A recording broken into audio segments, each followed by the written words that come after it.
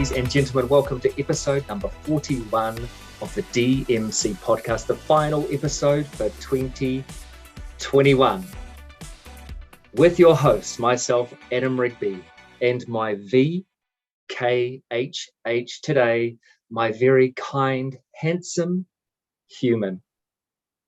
Known for his sparkling eyes and his even brighter smile, a man who is relentless in his mission to facilitate the growth and development of others as they reach their true potential. He's the connective tissue behind many of your favorite releases. He is the Sultan of Sincerity, the Prince of Perfection, the King of Kindness, and honestly, one of the nicest guys I've had the pleasure to meet in this crazy world we call Group Fit, Mr. Giles Bryant. Kia ora, bro. Welcome to the podcast. Kia ora. Kia ora. You forgot one of the few people who's ever bested you in sock. Yeah, you did. True story, actually. True story. It is very rare that I get outsocked in the cycle studio, and my kind friend Giles has outsocked the sock master. Only the one time. It was one time. All it takes is one time, my man. And yeah, no. Thanks for reminding me. Bro, I'm delighted to catch up with you today. I'm delighted to connect with you. We've got some stuff going on for the start of the year, which I'm super excited about. And we got to have a chat. And I really got to thinking, because episode 40, the last episode, was with Mid Thomas, and it was about love. And that was going to be my last episode for the year. But all year, at the end of every episode, I've been finishing with the importance of being kind. And then our conversation reminded me that you are one of the most genuinely kind people that I have ever met, and your passion for assisting others is second to none. So thank you for joining me. I was just compelled to say, man, it just makes sense to do this now instead of catching up further down the track and finish off, because, bro, what a year. What was that? What was that? We're still got a little bit to go, but wow, what an incredible year. How have you been? Pretty good. Pretty good. I'm living in the bubble up here in Auckland. Yeah, it was all trucking along nicely until we got to August, and then it happened. But as I read yesterday, was observed by a visitor to our fine islands. They said it was a true indicator of the uniqueness of the New Zealand character that when lockdown was announced, did we all rush to the supermarkets and panic? Did we all go buy copious quantities of alcohol and stress ourselves out? No. We swarmed the Mitre 10 and the Bunnings. We overwhelmed the home landscape supply stores in the hours before lockdown, getting nails and wood and timber, and we all invested ourselves into home renovation projects. Wow. Any partner knows that there is a list of things, and maybe you're aware of it, maybe you're not, but there's definitely a list. And if you are locked down with the one that you love, it's a flipping good time to get stuff done. And I mean, like you say, it's been crazy. It's unprecedented, and it's very polarizing in terms of where everybody sits. Suddenly, when some things are taken away, they become such a key focus. And you and I were talking about how people forget about the beauty of the really simple things. You know, the ability just to sit back, relax, do the things that we want to do, that we love doing at home, to sit and enjoy each other's company. And how have you managed? Because obviously being professional, and balancing home life, balancing the gym, stepped away for a bit, now you're back in. How have you managed to get the recipe right, or how's it worked for you over the last 100 and something days? Good question, because I know that I'm not typical of the experiences of the people around me. The people that I've spoken to haven't had the same experiences I have. Yeah. I am by nature somewhat introverted, when I'm away from a work environment. I'm very comfortable, as people will know who've worked with me and interacted with me in the fitness environment, really comfortable with being a connector and being social and being vibrant and out there when I'm in a group. But as soon as I go home, I'm also equally happy to just hermit and just go inward. I feel you. Yeah, you know, raised as an only child, so I don't have that need for the sibling contact at home or the big family environment at home. So our bubble here in Auckland consisted of myself, my wife, and our black Labrador 30, 3-year-old Labrador dog. And we've spoken several times of the fact that he's 3 years old now, so we got him the year before the pandemic, and how grateful we were to have that extra member of our family. Also, you know, dogs are never upset and they don't care about pandemics. He was very good for mental health from our side of things, and I'm sure he enjoyed the fact that we were locked at home with him 24/7 and we had nothing to do but take him for walks. You know, so that was really good for our mental health, just to have that one other thing to focus on apart from whatever we were doing. We would focus on him on a daily basis. And you know, dogs are never in a bad mood. They don't do bad moods. They do hungry, they do tired, and they do happy. That's all they do. So it's really uplifting for you. You just go for a walk with the dog and the dog's in a great mood. You're like, well, how bad can the world be? Yeah. You know, like the sun still shines, you still get wet when it rains, you know, still fresh air to breathe, all good. You know, I recognize that I'm in a really fortuitous position in a lot of other respects. You know, we weren't under financial pressure.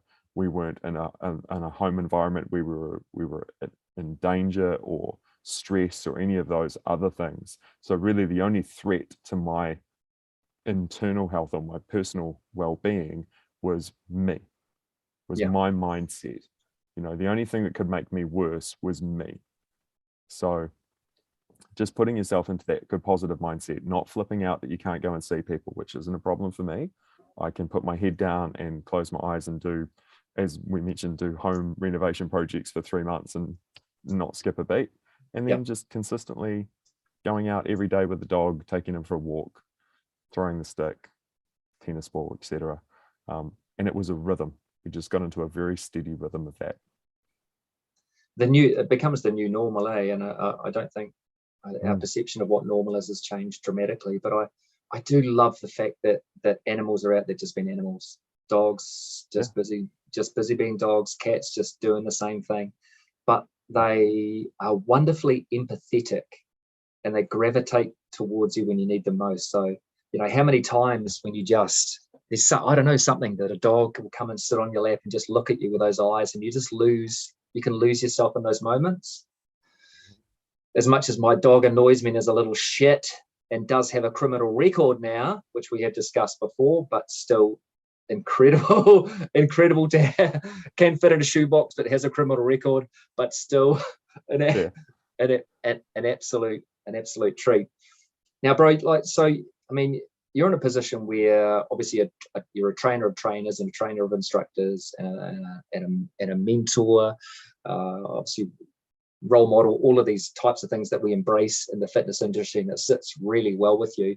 And I've had the pleasure to work with you many times, but especially, you know, I cast my mind back to GFX, which was a long time ago. We had such a wonderful mixed team, and we had an instructor from China, Alex, who didn't speak a word of English. And the way you brought everybody together on that stage and in that moment, and the feeling that we created, you were such a massive part. And for me, what I really loved about the way you coached us was just your attention to detail and the meticulous nature in which you took care of the little things. So, you know, when you step up on stage, you've got so much to focus on. We knew that you had us covered with anything that was slipping through the cracks, and it took away a lot of that anxiety. So how do you balance? Because you're such a cool, calm, and collected guy at times, but I mean, obviously, is perfectionist too harsh? Is meticulous too harsh a term? But you know what I mean? The devil is in the detail for you, but that's such a wonderful skill of yours. And that's why you've had the opportunity to coach many other instructors in those really pressurized moments, absorbing that pressure.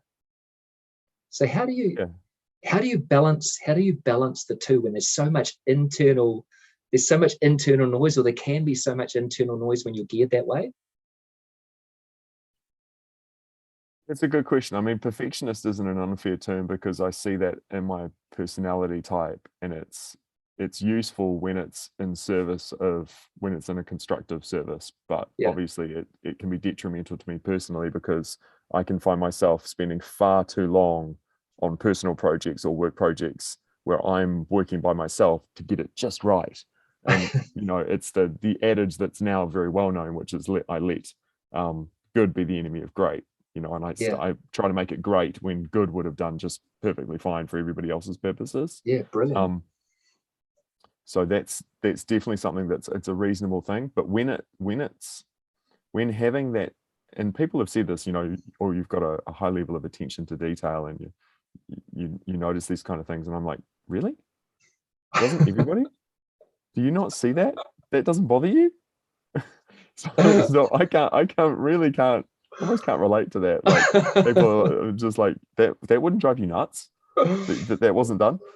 So I'm quite happy in a team environment to do those sorts of things, and having worked in groups and teams and group fitness for a very long period of time, you know, multiple decades now, the thing that you start to learn is that everybody has a role within that group.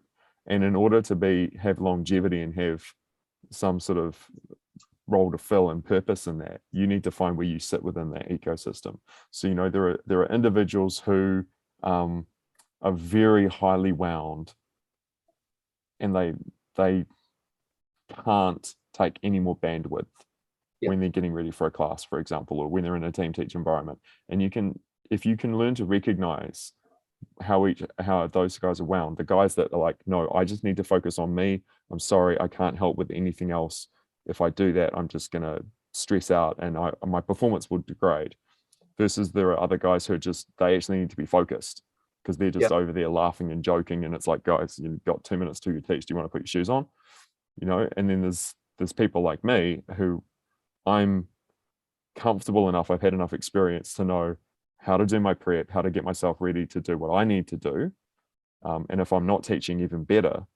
And I can see what the other people need now. I'm good enough at recognizing personality types and the nature of presenters to be like, okay, that person needs to just be left alone to do their thing, and I'll go and grab them when it's time to go and get on stage. And this person over here needs me to talk with them and talk through their presentation. Maybe this person over here needs me to babysit them because they're going to forget everything, and you know, we have to go back to the hotel and get their shoes, kind of thing.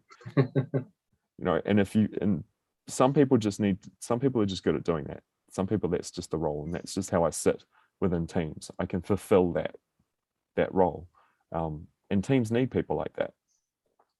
Equally, they need the person who is like that. I was just saying, the one who is very stressed and tense before class, but often that's the person who, when the lights come on, the stage goes on, that's the person who's big, the huge big personality, the person who's super charismatic, and the biggest person on the stage.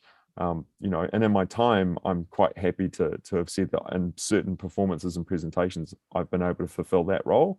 But naturally, as I've grown and progressed over time, I'm actually more comfortable letting somebody else be that impact player in a group, in a squad. And I'm quite happy to be as you say, the mentor, the looking after a person, the person who glues it together, and sit into that space, because we need it, because it needs to be part of the group. Absolutely. And the level of satisfaction that you gain from seeing others being successful is something that we really need to get better at, right? Yeah, and it drives some people, right? So yeah, you know, we've been talking in recent years within Les Mills around finding people's why in group fitness, and what drives people to want to teach classes. And one of the things that I've encouraged instructors to be open to the idea of is accepting that your why might just be that it makes you feel really cool to be a rock star on stage and have people like celebrate you and adore you. Like, don't feel bad if that's why you want to teach group fitness, why should you feel bad about it? Yeah. If you're still doing a good thing for other people, if you make them feel great and have people go, wow, this was so much fun, I want to come back and do more exercise, you're still contributing. You're allowed to take something out for yourself. It's not bad. You're not a bad person because you like being the center of attention. Equally, you're not a bad person if you're the one who's, the Mother Teresa, I just do it for the people and I just want everybody to feel better. And that's equally valuable, but they're both valid. They're both valid drivers of people's behavior. So for me, I get a huge degree of satisfaction out of seeing other instructors, as you mentioned, fulfill their potential and get to where they want to be. And I've learned that about myself, that I really enjoyed being the center of presentations. I really enjoyed filming masterclasses. It was a massive accomplishment career-wise. But then when I had the opportunity to coach others to do that, I felt better afterwards than I had when I'd been there myself. I'm not denigrating the experience. I'm just saying I felt better doing this, and then reflecting on it and thinking, oh, okay. So this is more fulfilling to me. Cool. So that's why I do it. And it's just that recognition and acknowledgement of what drives you. It's not saying that I don't have huge respect for the guys that just want to be on stage and present those awesome masterclasses and don't have interest in doing the coaching of other presenters. That's great, because we need those guys. The world needs that. And there's so much room for both of those at both ends of the scale, because one, I think, I feel one will eventually lead to the other, because the rock star will eventually have one of those moments where a member comes up to them, him or her, and has an incredible connected moment where they say, you're the reason I am here. And I think we've all been lucky enough to experience those moments, and that's when you get connected to that bigger purpose. As much as someone who's very connected and soulful, in teaching those classes creates an experience where they start to express themselves in a rock star manner, because it's fulfilling something that's really burns deep inside of them, that desire. So I love it. There's so much room. I'm glad you actually leant around to the why, because one of the things that I remember deeply is, and it really affected me, and everybody in the room, we were talking in a module about the reasons why we started doing group fit. And for you, it was more of a personal story, but a connected story. Are you happy to share that? Yeah, sure. I've shared it so many times. I'm sure people are bored by now. So I started off as an instructor my journey started at the age of 15, essentially, my pathway. And I was obviously at school. So I'd been injured. I was playing basketball, broke a leg, couldn't play for my team, had to rehab. During rehab, I became aware of someone in my city that was into aerobics and had a really amazing success with aerobics. She'd won a world championship. And I thought, wow, same age as me. Wow, okay, that's cool. Maybe I could do that. So I joined the gym. First week, go in, walk past a group fitness class, and it was just like, what is this? Wow. And no lie, honesty, I saw the instructor on stage and I thought, I want to be that dude. Because I was a bit uncomfortable in my own skin. I was a bit shy. I was socially awkward and anxious. I wasn't very successful in terms of making lots of friends. And this guy was everybody's best friend and was the most charismatic thing I'd ever seen in real life. I thought, I want to be that guy. Everyone will like me. Yeah. And that was just teenage boy, just very narrow myopic focus for the next couple of years of I am going to succeed in being popular by being a group fitness instructor, and that was just, no matter what people would say to me, I'm like, this is what I'm going to do. And they're like, yeah, but Giles, you could do other things with yourself, with your life. And I'm like, no, I will be this. So I managed to get into it, and it was very much a personal journey and very much focused on what group fitness could do for me, not what I could do for group fitness. And that's how I got into it. And then over time, it sort of matured, and I had success, and I started to see how my abilities would impact on other people. And I had those interactions that you described, where people would come up to me and say how what I had done had helped them, and that did start to affect me. And the more I saw how my actions impacted on other people, the more significant that became to me over time. I think, at least in my personal journey, having a greater awareness of how my own actions impacted others was certainly something that developed with age, to the extent where now I'm acutely aware of how what I do can have influence over other people, and I'm very mindful of wanting that to be a positive thing, and almost on a daily basis, in certainly every class I teach, but also in other things as well, like thinking, how could I help this person? How could I influence this person and make them have a better day or a better outlook on things, or etc. Even this morning, I was having interactions with another staff member, and it was like, how can I help this person? How can I get this person to a good mindset? Yeah, but I see that's that's completely, authentically, genuinely you, though. And I think about, in terms of what we all should aspire to do, is walk out of a conversation knowing that because of something we have assisted with, the other person just feels better. We've added something positive, and you achieve that. Every interaction that I have with you is always positive. You obviously very dry sense of humor, but delivered in a way that's non-hurtful. Still always charismatic, and that's what I really love about the interaction with you. So that's why I'm excited to do some work with you and just see you in your element.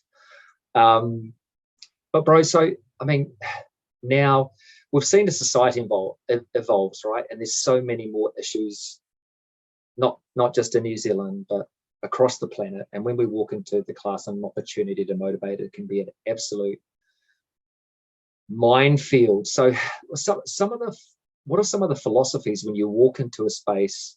What are you mindful of, knowing that you can't really be directive in motivation, because it can actually disturb or limit the potential in others? Do you know what I mean? So if you direct your motivation towards one component and one component only, you can be exclusive rather than inclusive. So what are some of the things that you are mindful of, or some of the tools that you use when you walk into a room, just in terms of gauging that connection? Does it come naturally to you? Can you look around? Have you got that empathetic radar that you talk about? Empathetic radar. That's cool. I like that phrase. I'm going to steal that. Yeah. There's a couple of things to unpack.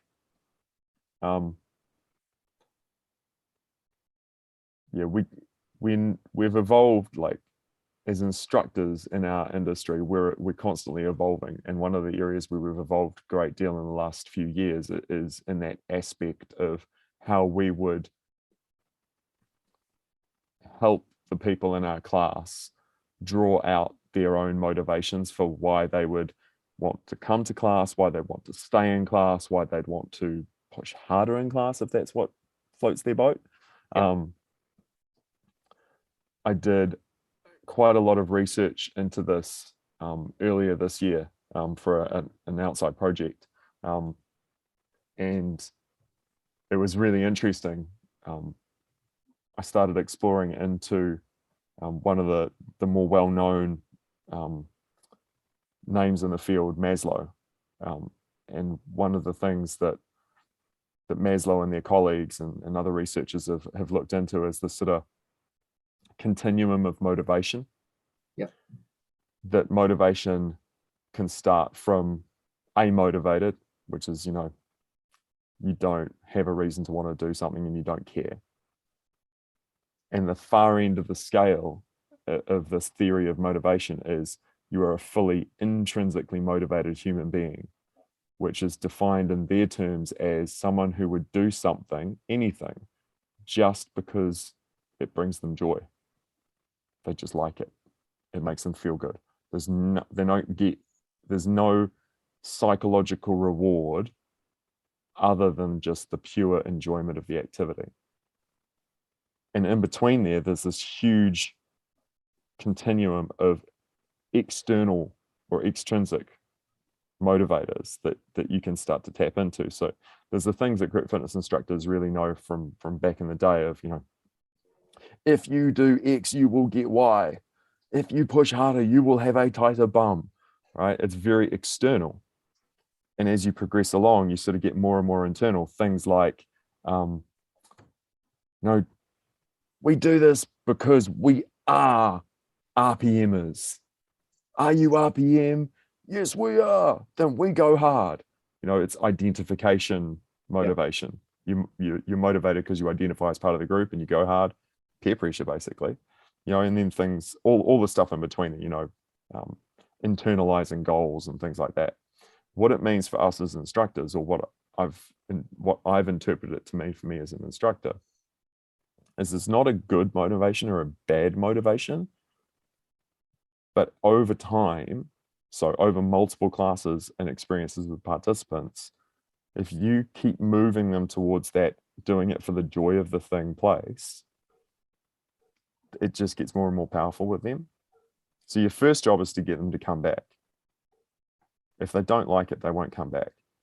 So when I'm thinking about motivation for newer participants, it's not motivation, it's get them to have a good time. Yeah.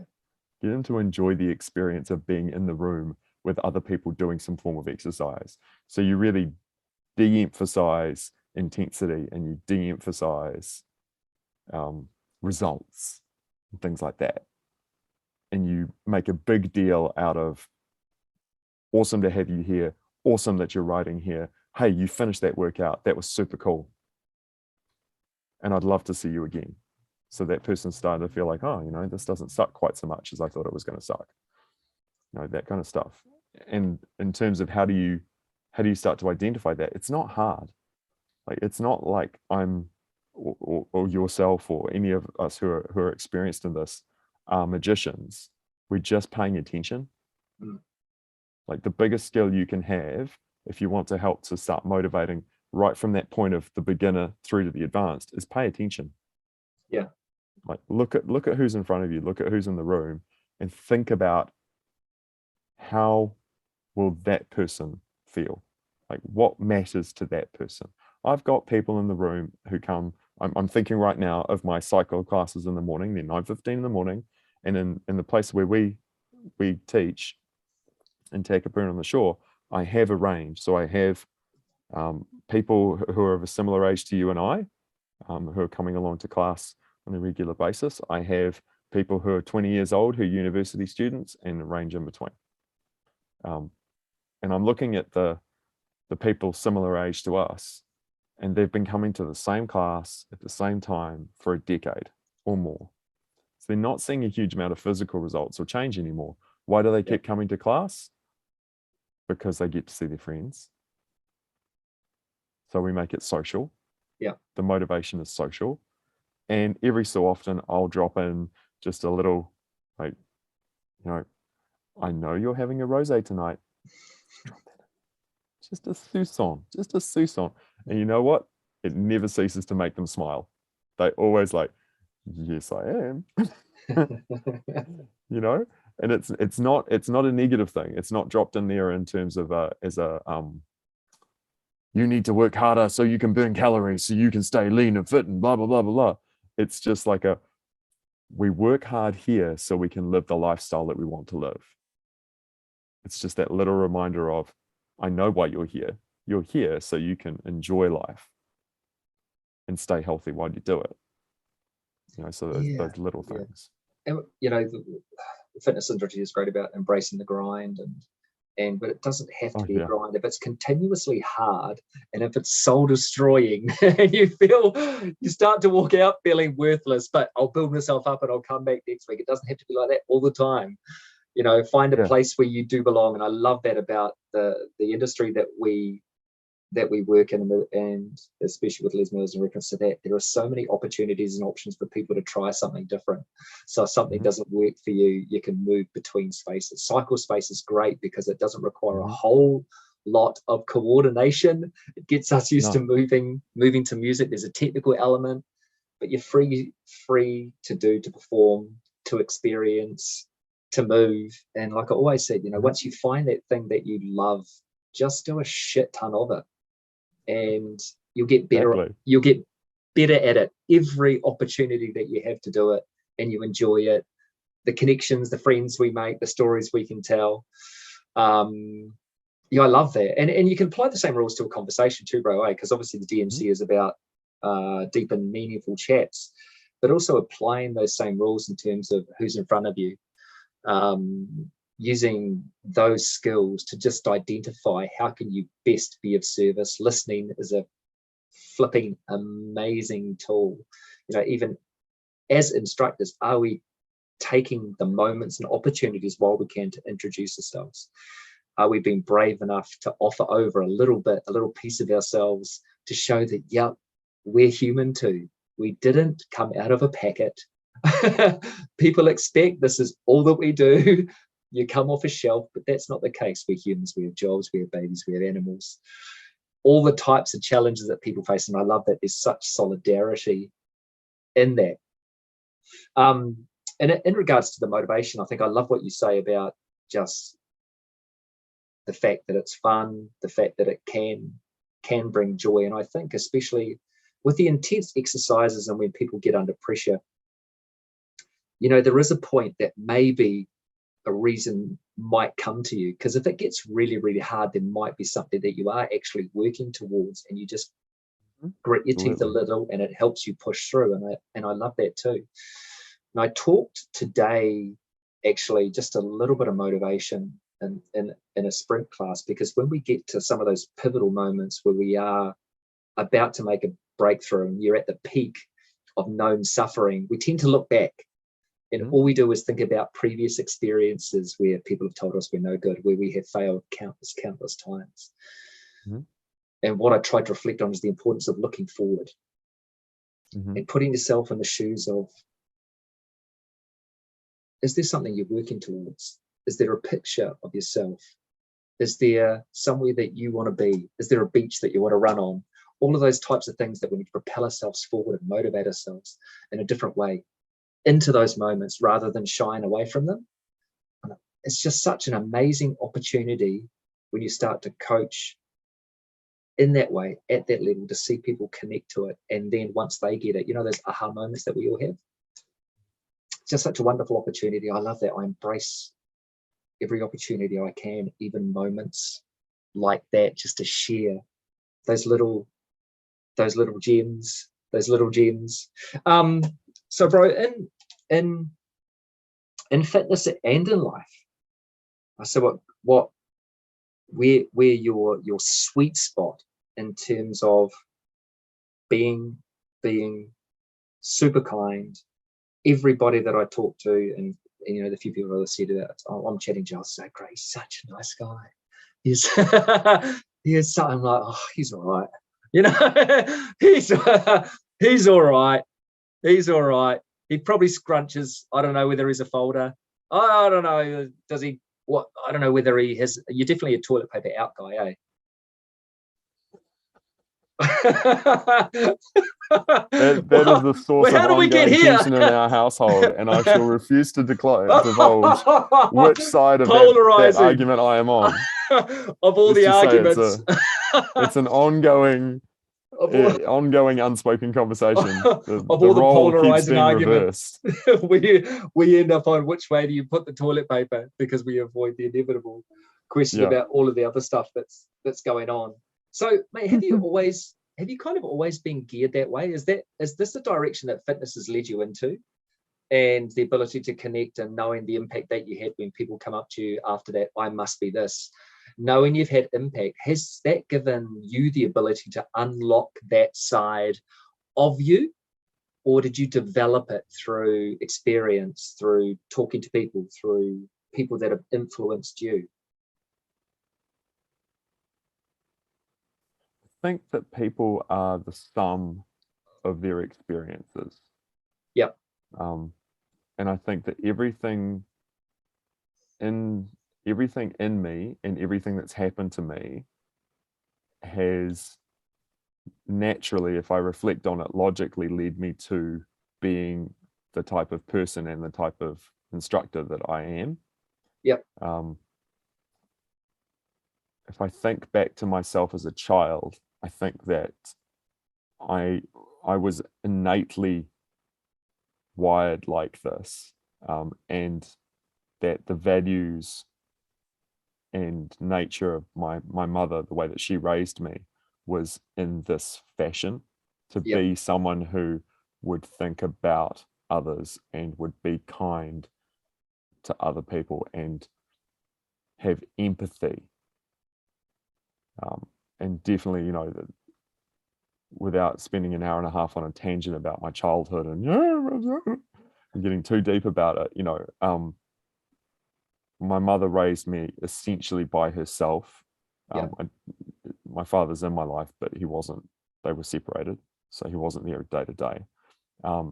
And she did that solo. She did that tough, doing the hard yards, which as an adult, I'm like, wow, that was really hard to raise a kid by yourself. In the 1980s, as a solo mom, she did hard yards. And you're a front seat witness to that. You kind of see all of that, and that sort of comes back to you when you become an adult, because you start thinking, you see other people, and you're like, yeah, they're doing it tough, in big ways and in small ways. It's in you. That's been with me all the way along, and I've gone through maturation as a human being, gone through the teenage years being a boy, being I'm gonna be awesome and being about as empathetic as a rock for quite a period of time, and trying to fit in with a macho culture, and doing that for a period of time, and I was never someone who just did everything that other people wanted to do just to get along. There were always lines for me where I'm like, no, I'm not doing that. I'm not doing that. I'm not saying that about that person or jumping in on that particular thing. I'm not saying I'm perfect or anything like that. Just, there were things that always rubbed. And just as you get older, you start to get a stronger sense of self and a stronger sense of, I am going to draw that hard line there. And I'm not going to, because my natural way in passing with people is to be tolerant. So, someone will, in passing, say to me something that I find offensive. I'm not going to turn around and go, oi, you. No. I will go, and leave and evacuate the situation rather than be a confrontational person. But over years and over time, you sort of start to get to a point where it's like, but I'm just not going to involve myself with certain things. I see things coming. I see people coming. I see situations coming. And so you just separate yourself from those things and you adopt behaviors that lead. If I want the world to be kind and tolerant and empathetic, then I'm going to be kind and tolerant and empathetic to other people. And I'm going to encourage behaviors in other people that are those things. So if you want to talk about the world as a divisive place at the moment, my hot take on that is that we're actually we have a deficit of empathy right now. That's the real problem. That we have it's not that we disagree, that people disagree. People have disagreed for centuries. Sometimes they used to stick holes in each other when they disagreed. Thankfully, we don't do as much of that anymore. Still too much of it, but not as much.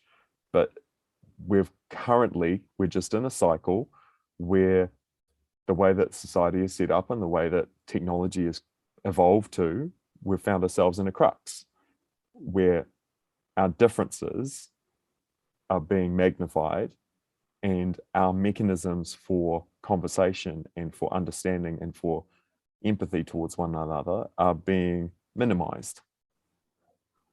That's how I see it. So my hot take in the world is that what we could actually all do with a good dose of is shutting the hell up and thinking about how other people feel and, why does this person disagree with me? Okay, cool. I don't agree with you, but I can understand how you can feel that way. And I respect you. I'm okay with you. I'm not going to yell at you and shout you down in public just because I happen to not agree with your point of view. Yeah, I mean, there's no middle ground when it comes to stuff like that, and I certainly wish there was, and that's maybe where the empathy lies, and that middle ground. No one's prepared to really step in and communicate heart to heart, because we all want the same things. We want, at the end of the day, we want freedom and for everybody to go and do the things that we love doing, the things that we embraced as children, running, playing, laughing. Yeah, and everybody does that. Like everybody has all these commonalities. We all have all these commonalities, and just because someone goes or someone proposes a way of getting to that happy place that's different to the way that you would have thought of getting there, suddenly that person is the devil or the worst human being ever created. It's like, whoa, ease up, come on now. Like they just have a different way of getting to like we all want to go and have barbecues on the beach in our jandals. Like we all like the same things. We all want the same things, especially like New Zealand is a very, like comparatively speaking, we have lots of differences and that's a good thing. It's not a bad thing, but we're a very tolerant society and we're very much a sharing society where we share so many values and so many common things that people love and cherish and want from. We see the world a similar way. Like our view of what a good society looks like is very shared across New Zealand. It's very much a shared vision across the vast majority of people here, as opposed to various places where that is not the case, where there's a lot more, we think the world should be like this and we think the world should be very, very different and we live together alongside each other. It's not so much like that here. I agree that there's a lot of different ways of points of view that people have towards getting to that place, but we're pretty lucky. We're really lucky. Yeah, we're fortunate. And as I was explaining in one of the other chats I've had, that you can only look through the glasses you've been provided, right? The lifestyle of the way you've been brought up and the life. And certainly there are incredible challenges in poverty and crime, drugs, all of those types of things. It's a small snapshot of what the world is in terms of percentage. So it all happens here, but we're still fortunate to live in such a wonderful place. And the difficulty is as we get pulled away from what makes us so incredibly great, people look to other things or are drawn to other things.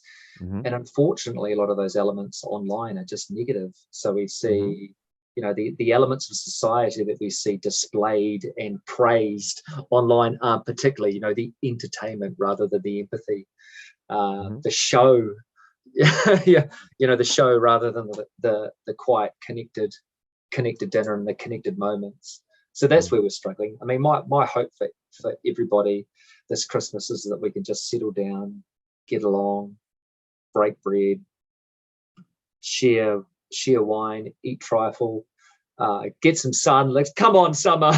Come on, summer. Poor people living in Wellington. Come on just now. A little bit. We had summer. It was about 6 hours on Wednesday. I'm sorry. And then sitting here in Auckland as the sun is kind of shining through the clouds.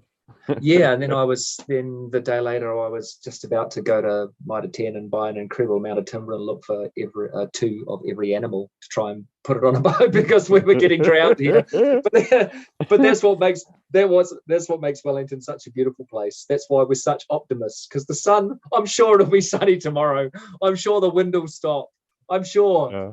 But no, you see, that's the beautiful thing about the culture. Like coming back around, like this is something that's innate to the mindset of this particular set of islands is that it's a relatively positive outlook in people across this place. We're a forward-looking or forward-thinking culture. And some cultures are sort of neutrally geared. They live in the present. Some cultures tend to look towards the past. We tend to look towards the future as a culture. We're always thinking tomorrow will be better than today. Yeah, and we share so much. You're 100% right in that I'm sitting here and I'm very conscious. Okay, so it's a conversation between two pale males of a certain age and generation. So our disposition to see New Zealand as being a great place, I get that that's coming from, as you say, we're a product of everything that's happened to us. Yeah, for sure. And that's 100% true. And there's a lot of people out there who in our country who would be like, yeah, easy for you to say. My version of New Zealand isn't quite so sunny and shiny as yours. And I agree entirely. That's a very justified point of view. The only thing I would ever say to that is it's all relative. Yeah. It's all relative. And as someone who's had the very great fortune to go to other places in the world and see how they live in other parts of the world, and I come back to here and I'm like, look, we need to do better at looking after all New Zealanders and taking care of our country. But there's places where you would really, really envy every New Zealander because they do not have the good fortune, and I'm married to someone who's not from New Zealand, and from where she comes from, she often, if I'm complaining about this or that, and she's like, you should come and just remember where I'm from, because it's really different set of circumstances that people come up with in those places. So yeah, all I say is it's really relative. And that's why I think that New Zealand is a great place to be, because you have so many opportunities here that you just don't get other places. And again, too, it's making the most of opportunities, and there's great commonality between how we were brought up. Because my mother, I think when all I remember of my father was him working. Right, he was a worker, and that's all I remember. And I guess in hindsight, that's where you get your work ethic from. You see someone working, but there was a whole lot of other stuff that wasn't around when I was getting brought up, that I felt I really wanted to make sure that my children didn't feel the way I felt when I was back then. Because maybe I would do things to get attention because I just didn't feel like I was getting it, or didn't. If you don't feel like you're loved, and you do things so people love you, and whether that's where the humor comes from. They say, a lot of humor comes from pain. But I made it my mission. I tell my kids every day that I love them. I make sure that we are super affectionate and hug each other and hold each other, and I see a lot of that in them. And that for me is I actually talked to a person at our Christmas party, and she said you should be very proud of it. And I said I am, because at the end of the day that becomes the legacy, right? And my hope is that can get perpetuated. So I don't think it's for some of these habits that we pick up, and that magnetic draw to retract or to isolate, rather than just to go out and be the best version of yourself and help others be the best version of themselves. There's still opportunity to do it, as hard as it can be. There's still opportunities for you to change, to be better, to do better, and that's something that always keeps me motivated, to try and be a role model for my children, obviously, but to try and do better and to help people as much as I can. What are some of the key motivators to you? If you talk about the pillars, there are a couple of pillars that you hold yourself accountable to. Are there things that, day to day, the one thing that you're like, yep, this is me?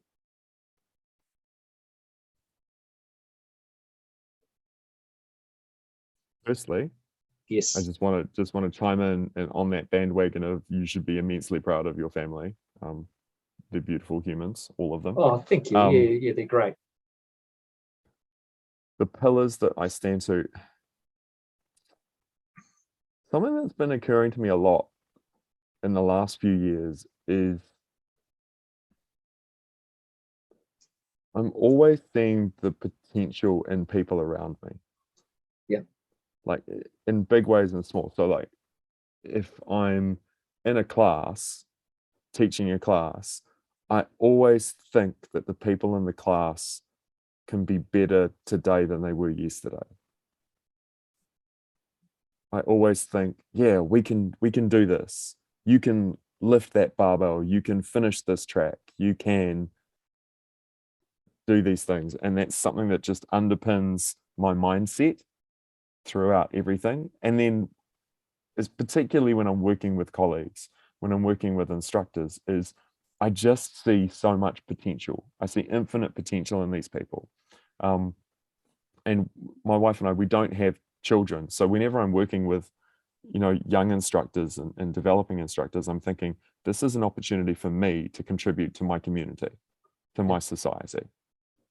If I can encourage these young adults to access their potential, if I can help them to overcome the internal blockers that might be limiting from that, or the things that haunt them, and help them to grow past those fears or those limiting beliefs, as we call them, to access their full potential and to be the people that they can be, the instructor that they can be in a smaller sense. That's me being a good member of society. And that underpins. So I'm very conscious of that opportunity that I have. I've got this immense opportunity because of all the things that I've done before in my career to get me to a point where people are prepared to give me that audience. They're prepared to give me the 5 minutes or the 10 minutes of their time to listen to what I have to say. So I owe it to them to make what I have to say actually valuable. And so that's something that really underpins why I'm doing what I'm doing. So, bro, what would Giles say to Giles? You're exactly where you should be. Love that. That's perfect. I'm not one of these people. I might have had these thoughts as a younger adult, like, oh, I should be the best. I should be the number one instructor for Les Mills. I should be the person who's on every single masterclass, and I should be the person who's, on the posters all the time, and the top boy, blah, blah, blah, blah, blah, all that kind of stuff. Whatever we're talking about. I'm just using that as one example, but in all circumstances, I deserve it because I'm working so hard, and I was. But the truth is that I think genuinely that we all wind up exactly where we should be. Yeah. Those of us who have the opportunity, there are people who don't. Just to touch back on what we talked about earlier, there are people who don't get that opportunity to be where they should be. Yeah.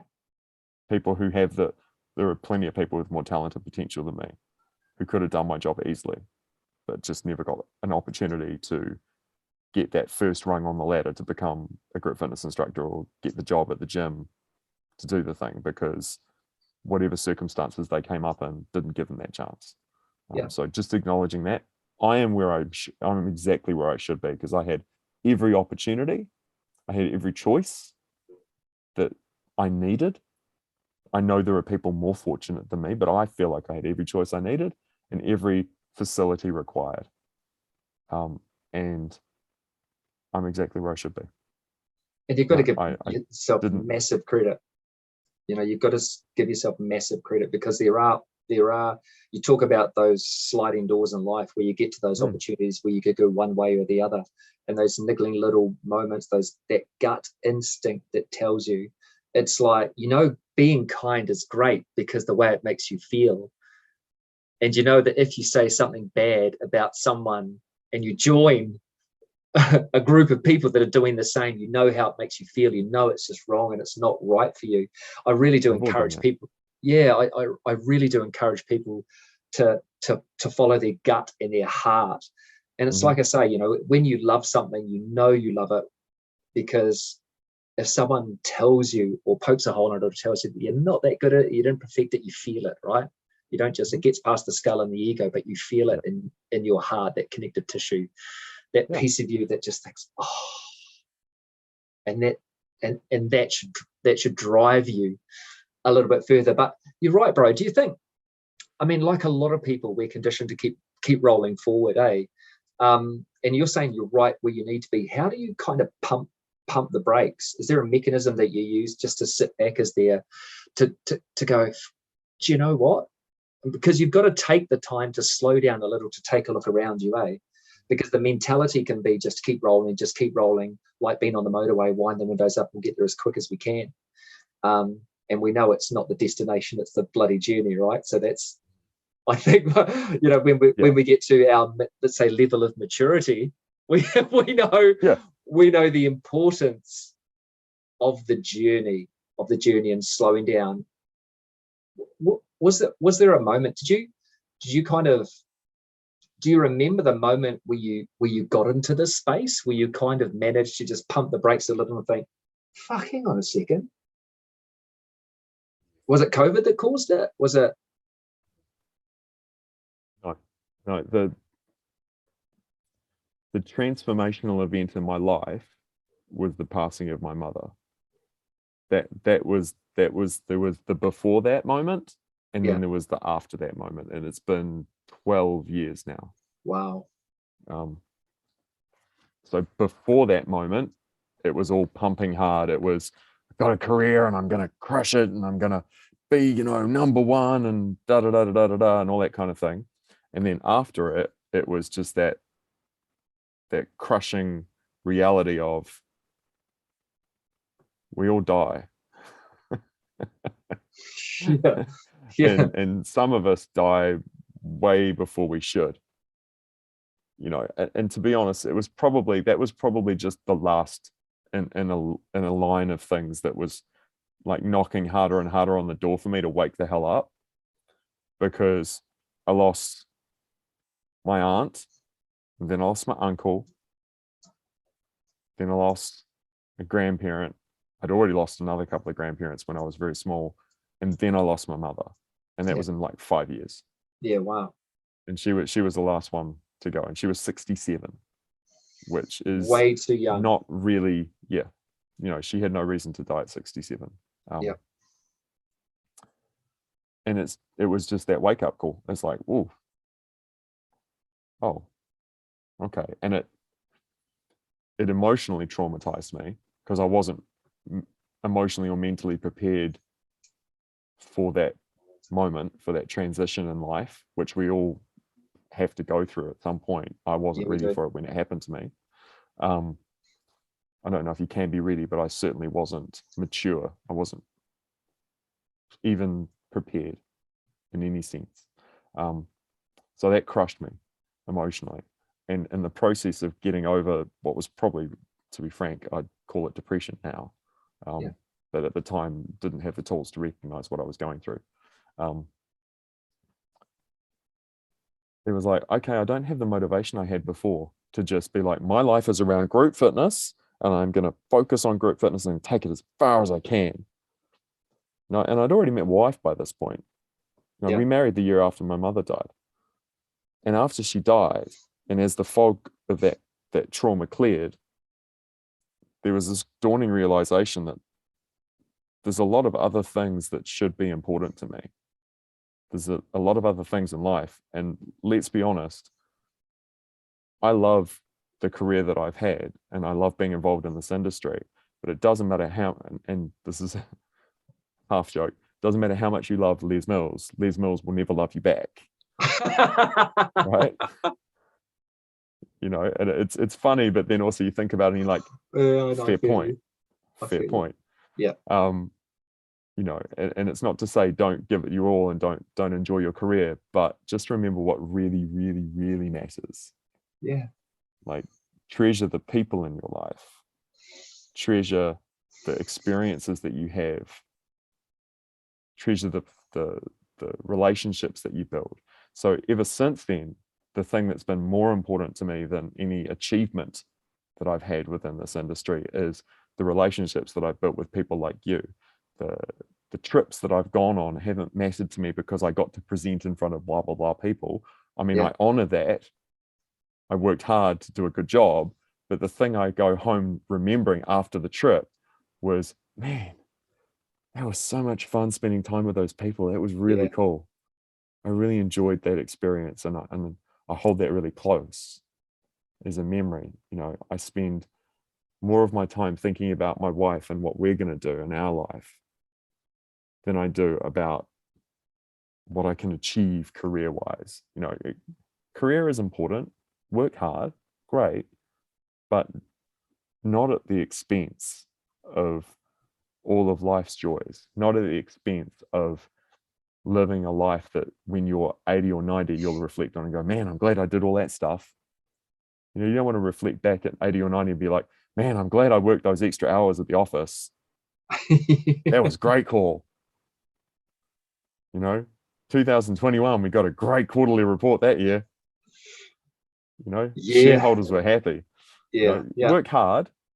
I'm not saying don't work hard. I'm not saying that, but it's got to be in context. It's got to be in the context of a life well lived, and make sure you know what the most important things are to you. And I think that's something that you in particular, Adam, have to teach the rest of us. You have a very strong set of priorities and values, and you honor your family and you honor the people that you love and cherish in your life. They come first above all other things. And it's certainly something that you were ahead of the curve on, good sir. Oh, thank you. You know, and you're a role model to the rest of us in that regard. Oh, thanks, bro. Thanks for saying that. I mean, like you talk about the land of opportunity, right? And for me, and it's the same thing. Like my father passed away, and it's not. I didn't really connect with him until the last 2 weeks of his life, where I got to sit beside his bed, and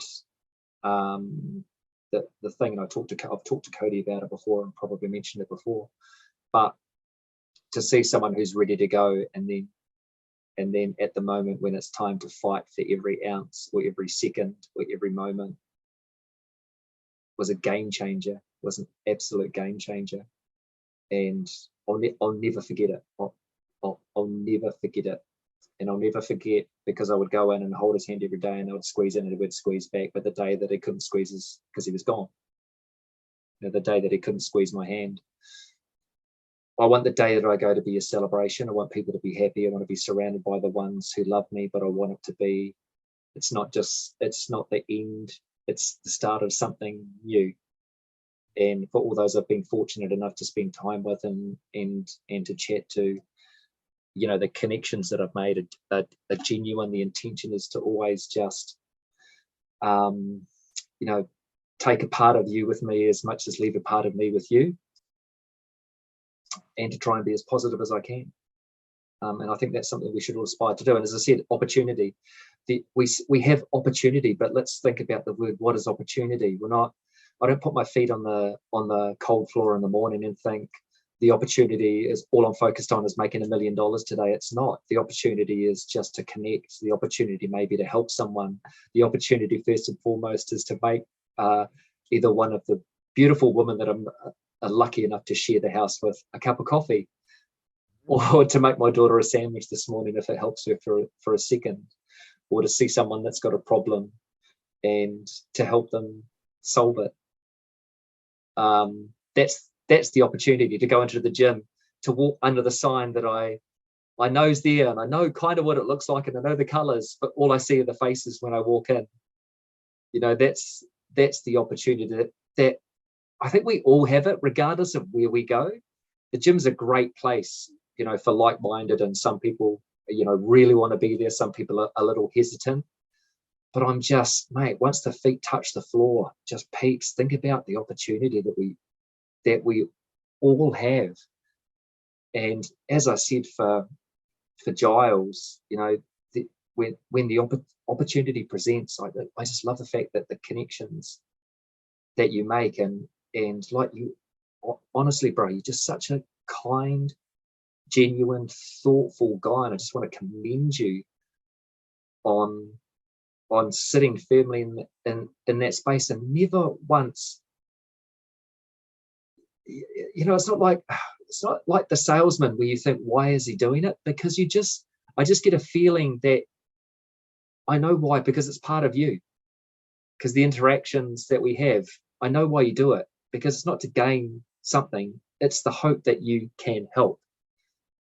The genuine intention, the beating heart that we can feel in every interaction. So, bro, yeah, when it comes to being kind, you're the mantis. You're the mantis. So I just really wanted to connect and commend you for that. And when we come to, I think about, we talked about before, where it is a challenging time, and there are, it's difficult, but when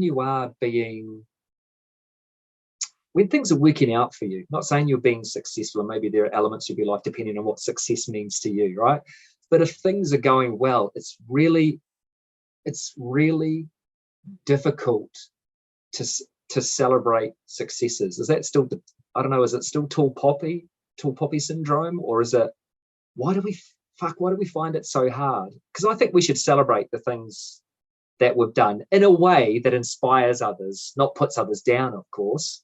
But I'm the sum total of parts. I've managed to be successful in my life thanks to legend of a woman that I'm married to, Justine, absolute fucking rock star, and my rock. Like, I can't even imagine what my life would be like without having her, and those two legends of children that we've been fortunate enough to bring up. I mean, they pop into your hands one day and you're like, how the hell do we what do we do and next minute they're bringing these oversized male things around that are eating your food and sitting on your couch and sitting in your spa. That's the curse of him being a pyramid skills. That's the curse. But I've said it all the time, mate. My only wish is that if they could find a guy that loves them half as much as I love them, then happy days, right? I think it's impossible. No one will ever love them as much as I do. But mate, if there's a guy out there that's willing to just try and sees them for what they are, wonderful creatures, and I see that a lot, as you see, like that potential, the potential in people. How, is there a right way to celebrate? Is it about sharing success? Is it okay to stand up and tell someone that you're doing well in a certain aspect of your life? Kicking ass in my job, classes are full. A good question, because it's almost antithetical. Whatever. Yeah. It's almost antithetical to the way that I was raised, because I'm a white kid from the South Island, from a family that wasn't ostensibly religious, but we come from a Protestant background. And the Protestant background is that whole, you work hard, and good things happen to you, and you don't brag about it. Yeah. That's just that ethic that's drummed into you. And it was very much the way of people when I was a child, And you're right, the tall poppy thing was definitely a thing. I don't know how strong it is as a syndrome anymore. I see the digital native generation being much less hamstrung by an unwillingness to acknowledge their successes than we are. Our generation is still a little bit weird to our parents' generation, who would rather, cut off a limb than brag. There's always exceptions, but most people wouldn't do that. And if somebody was like that, they got a reputation for being a bit of a blowhard. Whereas, your kids' generation, those guys are, it's not considered, and it shouldn't be considered. This is the cool thing. It's not considered an egotistical thing to celebrate your successes in life. Yay, I got a job. Yay, I feel great about myself today. Yay, I feel like I've really crushed this project. Yay, I've done this. Yay, I've done that.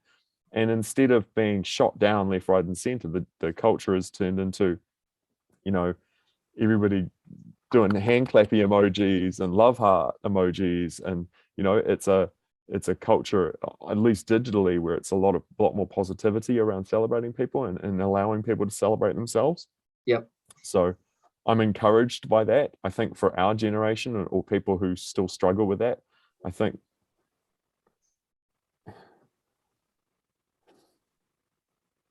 think just be gentle with yourself, hey? Yeah. like if you're just like, people say, oh, you should celebrate yourself more. It's like, I don't feel bad about myself. It's not that I feel like I want to scream and shout about my achievements and why aren't people recognizing my achievements more. I'm okay with it. Yeah. I'm very comfortable with my achievements being celebrated by me and by Sarah and by Ferdy, who doesn't speak English but seems very supportive. They understand. Very supportive. Yeah. You know, I tell him that I've had a great day at work and I crush things, and he wags his tail just the same. It's great. Poor. Yeah, exactly. So my advice to anyone who feels like that is just, again, be kind to yourself. If you are feeling like, oh, I should be okay with telling more people about it, but something inside me doesn't want to or feels uncomfortable with that, the first step would be to get to a point where you're like, I'm not worried about it. I'm not feeling torn. I'm just happy. I'm happy with my achievements. I'm happy with the level of recognition that those achievements garner. And maybe when you get to that place where it doesn't hurt you or hinder you, maybe then you also feel quite comfortable to tell someone about it. Yeah. Because it's diminished in your mind and your heart as being this cause for stress. And you're just like, yeah, Instagram, hey, got a new job, stoked. You know, I just picked up this new job a couple of weeks ago, didn't tell anyone.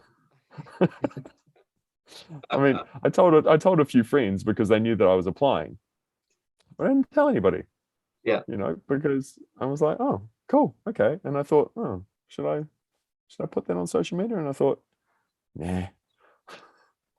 See, I don't talk about it, be about it. Eh? People will eventually find out that you're working for somewhere, or you've got a new car. I was just happy. I was like, happy, cool.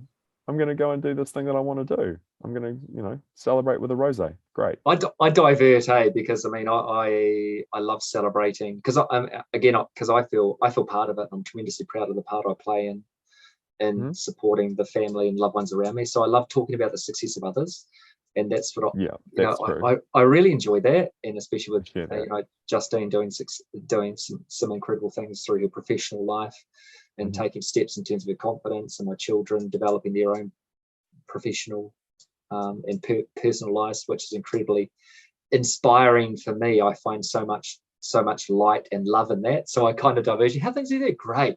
Oh, but but divert. But I find a great deal of satisfaction and joy in talking about the success of others, and can completely throw it back and say, what's happening with you?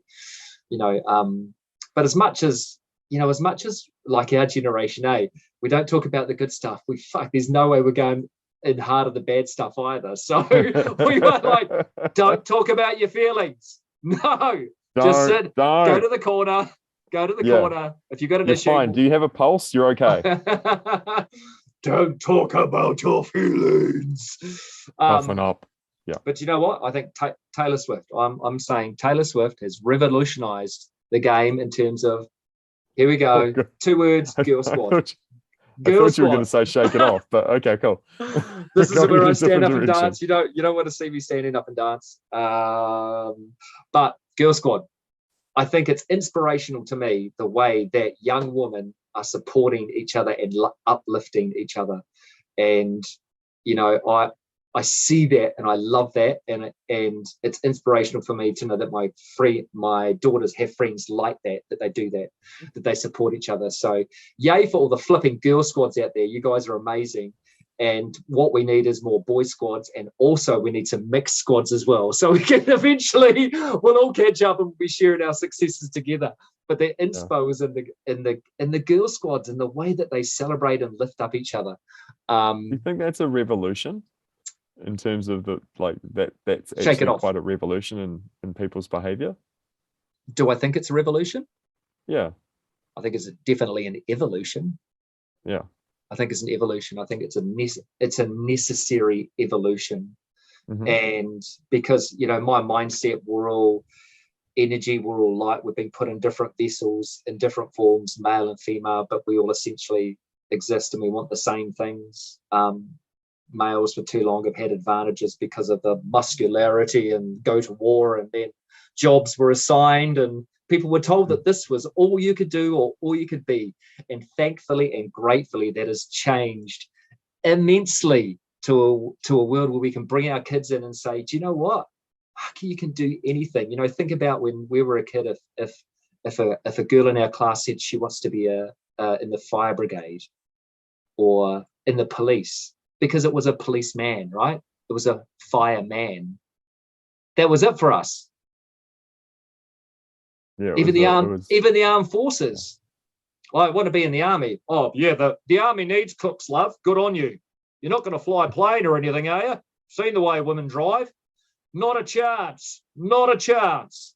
Thankfully, I mean, I'm joking. Invitation. Please. Yeah, I'm joking, Pete. But, you know, thankfully we have progressed to a stage where, I mean, we've still got trust me, bro, we've still got a long way to go. But any man knows the benefit of having a powerhouse of a woman and seeing her and being humbled by her humming at her absolute full potential. I love it. There's nothing quite like seeing a woman in flight, in her element, in her zone. Incredible, amazing, uplifting, beautiful creatures. I got 3 of them, man. It's nuts here.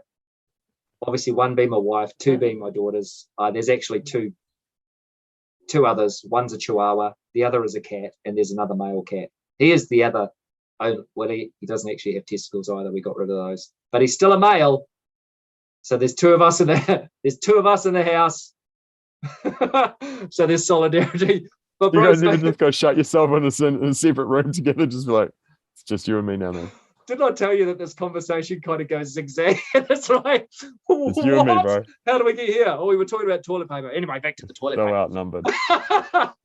But you know, so I guess, like we say, celebrating the success, but also, yeah, it's important to talk about the things that are challenging us as well, to feel comfortable in an environment, and that's what we should also try and make it safe and okay for people just to be able to admit, hey, shit, we're human at the end of the day. We all suffer. There are things that we do from time to time. You have to pick yourself up. Like I say, these times unequaled. This is our world war, peeps. And I feel like this year, I was talking to someone today about it. It reminds me of doing something like the Tongariro crossing. You know, you get over this massive mountain and this challenge, and there's wind and there's snow at the top, and then you see the beautiful blue sky, and you're starting to come down to the other side, and you know you're so close to the bus, but all you get is these little stones that you're tripping over. This little, you're like, oh, and you're tired and you're fatigued. You've been going for 5 hours or 6 hours or whatever. I was supposed to take 8. I think we did 5 something, but you know, you're tripping over stones.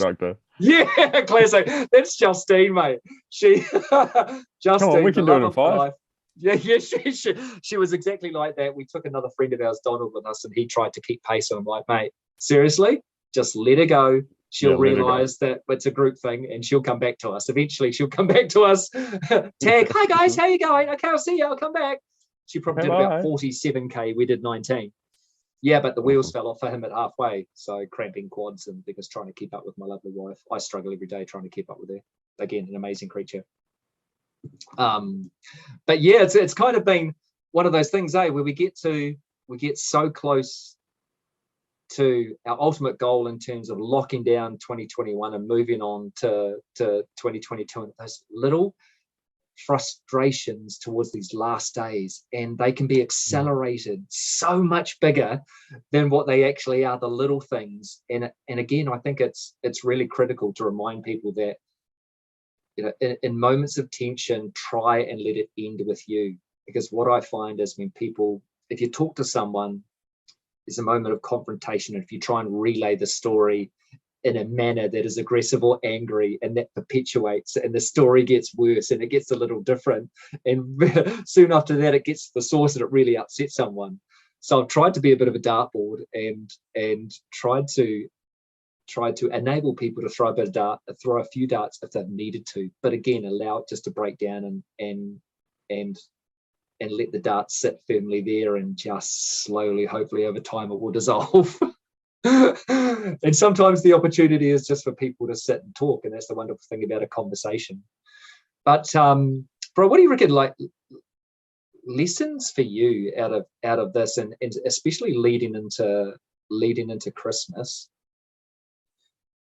What are some of the things? What are some of the takeaways that you're going to take into 2022 as you close the door? I mean, are you going to leave it ajar, or are you going to leave it open so you can gaze gracefully back at the disaster or the monumental success that was 2021? How do you approach that? Do you just go like whack 2022, cross 2021, screw up, go, let's go? What are some of the takeaways from 2021 for you? 2021. In some ways, I feel like I've almost been an observer this year, almost a little bit passive. Yeah. Because there's been so many things that concern so many of us going on, but so few of us have actually been active participants in what's happening. Yeah. You know, I mean, everybody's a commentator, but you know, there are only a few people in Parliament, only a few people making decisions and those sorts of things, and we're all sitting around throwing stones at them. Yeah, you know, wow. Making observations about every single, you know, the number of people who've made careers out of commentating on like every single tiny little decision that gets made. It's like, really, it's not that important, man. Like can we just talk about the big stuff? But you know, every single little thing. So I feel like I've been a bit passive and just put my head down, gone, you know, mole, done my thing for most of this year, trucked along, as I mentioned before, with the benefit and privilege of financial stability and security. I've been able to do that and just work on something, you know, in our household and not have to think outside of my bubble, you know, and just truck along in a sort of bucolic little sort of bliss here. So you're almost like a bit of a passive observer of 2021 and the carnage that other people have experienced. So I think for me, if I reflect on that and I think personally, what will I take away from it? Just a lot of education, a lot of lessons learned, a lot of trying to understand, like getting a deeper understanding of what's going on around me, what's making us collectively tick, and how can I be a positive contributor to people in society going forward into 2022 and beyond, rather than just be another person making up the numbers, or worse, be someone making things worse around me. You know, I don't just want to be another person making up the numbers, but also let's just acknowledge that, as I mentioned, we're not all at the center of everything. We're the center of our own story, but we're not always the center of the story.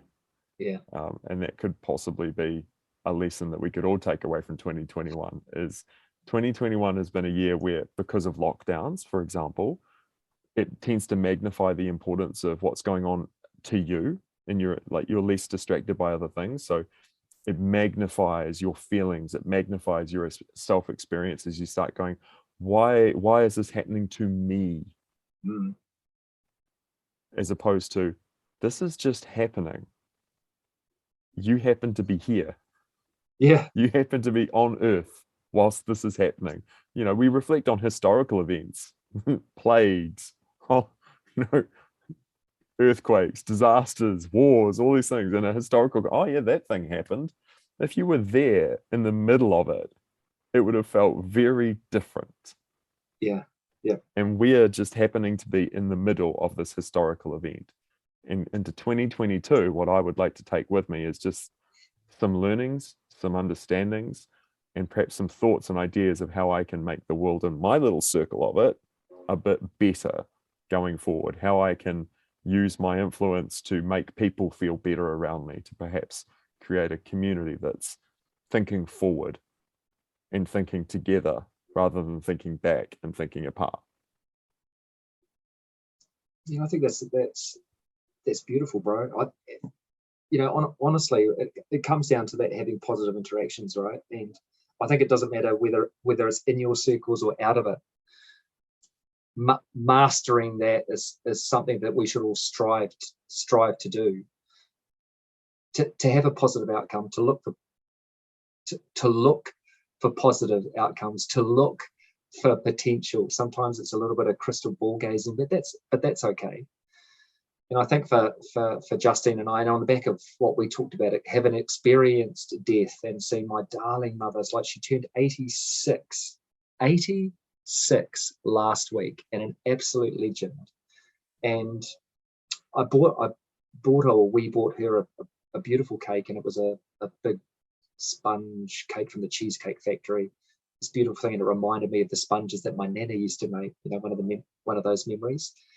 And she broke down into tears because she's always been so focused on doing kind things for other people that she just wasn't used to something so expressively kind being done for her. And I think it's a snapshot of the moment too, because she's been struggling with some health and memory issues and all of these types of things that we're going through at the moment. But to see her in that spot was humbling for me, and to have an opportunity to spend time with her. Like every week I catch up with her. We go sit down and have a coffee, and sometimes we talk about the same stuff, and that's just the way it is. But having the opportunity to sit down and hear her voice, because I know, bro, like your experience, you just don't know. And that could be with any of us. We don't know our expiry date. We don't know how much longer we've got on the planet. And for Justine and I said to her on the back of this, if we're fortunate enough to have 30 years left, if we're fortunate enough to have 40 or 50, let's just make it the fucking best years of our life. Every opportunity we get, let's just make it the best years of our life and try and experience it, because you get caught up in it. You exactly. Think about, my 10-year plan is to do this and pay the mortgage and do this and get this and put money in the bank, and I've got to aim for my retirement. I'm like, fuck, you'll get there, and then all of a sudden you think, what happened to shit, I'm ready to retire. I'm 65 or 60 or whatever age you want to retire. And then I'm like, fuck, how much time have I got left? How much honest time have I got left? What did you do with the last 65 years? That's 65 years of your life. You hit the nail on the head. It's like, you don't want to get to 65 and then go, now I'll start living. I mean, great. You still got some time left. If that is where you're at, great, good, go. But what I'd rather do is exactly what you say. I'd rather get to 65, arbitrary number, and think, man, it's been a good ride so far. All right, what's next? Yeah, exactly. It's the next stage of life. But we still have freedoms. You still have the opportunity to experience stuff. And I've been big with my children rather than things, and certainly there are times when they've had nice things, but experiences. That's the concerts, it's the One Direction concert that we went to that they'll always remember and talk about. It's those types of things that I cherish, and those memories. Those are the things that we're about, creating experiences for and with, more importantly don't just buy the tickets and give in and pass away and say enjoy yourself. Get amongst it. Did I thought at X amount of years old, a middle-aged man will be standing in the front row catching a towel thrown by Harry Styles at the One Direction concert? I did not think that for a second. But was it one of the most wonderful, inspiring moments? Still got the towel. I'm sliding into Harry Styles' DMs every day. He must just, he's probably busy. He's just probably busy. He'll remember me. It's not often that a guy catches a towel and gets hated by, 14,000 teenage girls at the same time. Would I have shared the towel with him? Of course I would have if I could have, but I just couldn't. It was awkward. It was awkward. But fuck, anyway. What were we talking about? Toilet paper. No, we went to the track. Talking about toilet paper. But yeah, it's experiences. It's while you have the opportunity, think about what that opportunity is on the basis of like Giles, you were saying, bro. You know, experiences leads you into a position, so you get the chance, the opportunity to pump the brakes and sit and take stock of what you have, but more importantly, who. It's the who you have, right?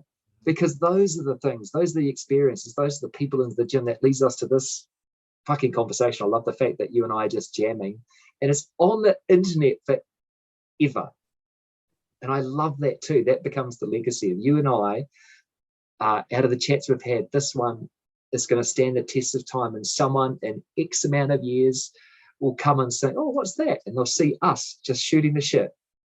2092. Like, what's this relic? I love that. It might be me going, well, hang on a second, Shane, look what I used to do. Look what I used to look like this. Hang on, how do you work this?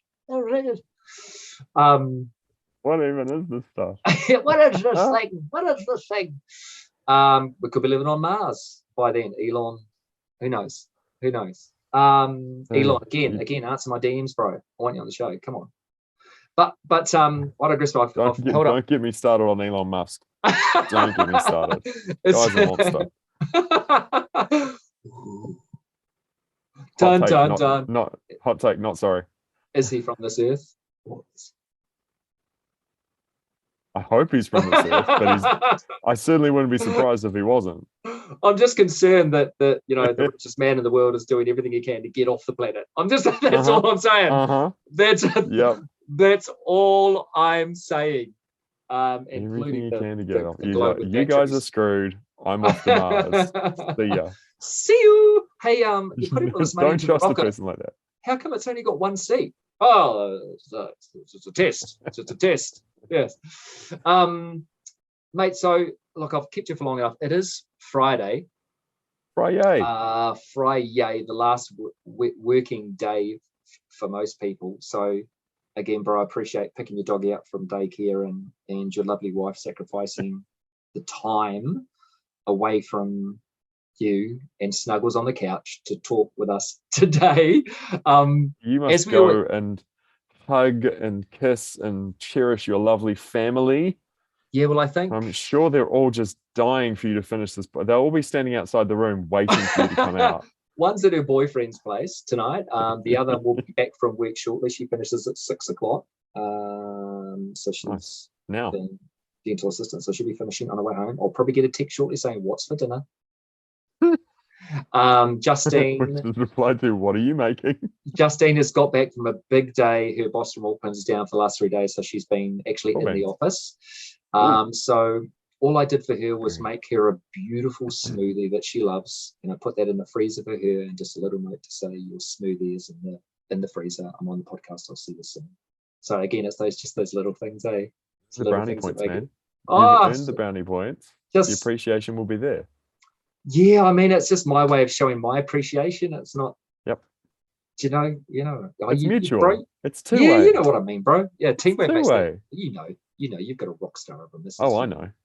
Yeah. I appreciate the hell out of her. Both punching well above our weights. Bless them. Rock stars. But bro, it's the part of the podcast where if you're compelled to say something based on the conversation or anything that you'd like to impart, a little bit of wisdom, a little bit of Giles for us to celebrate, I'd really appreciate it. I don't want to put you on the spot, but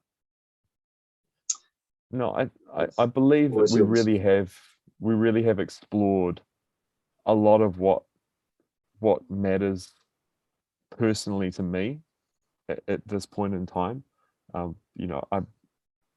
feel strongly as a citizen of the earth that the one thing that we could all do, if we could just do one thing as a planet collectively together to make the world better, it would be just to try to see the world from other people's points of view.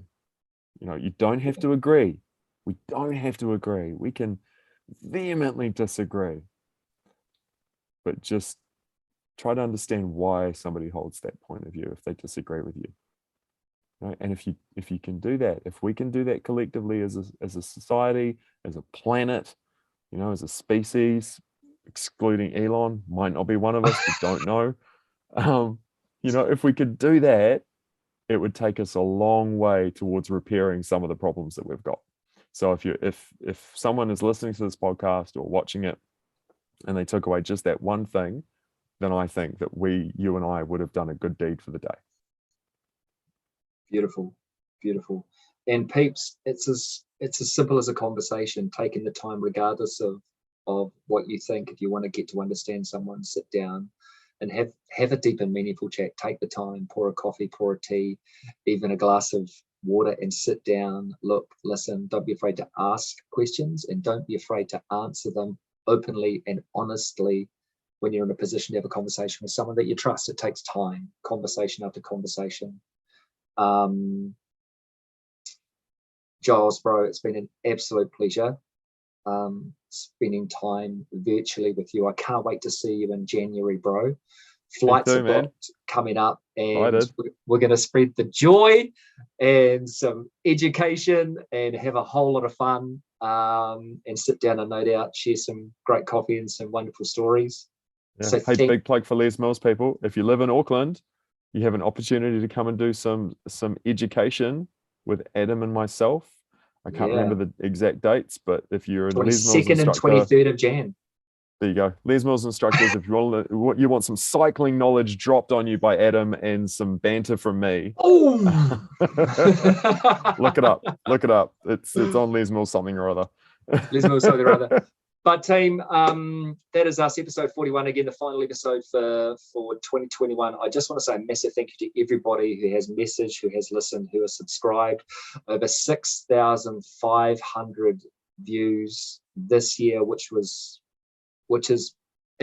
incredible. We've had some wonderful guests, which leading to this moment. The power of kindness, and again, take the time to sit down and spend time with the ones you love. That's the true opportunity that we all have when your feet touch the floor. Who can I see? How can I make a positive impact on this planet? We've only got one shot at this thing called life that we know of. Make the most of every single opportunity you have to connect and chat, and it leads to beautiful moments like these. Again, Giles, thank you. Team, episode 41, D.M.C podcast. Stay safe, have a wonderful Christmas, and we'll see you in 2022. Take care and peace. Thank you, Adam.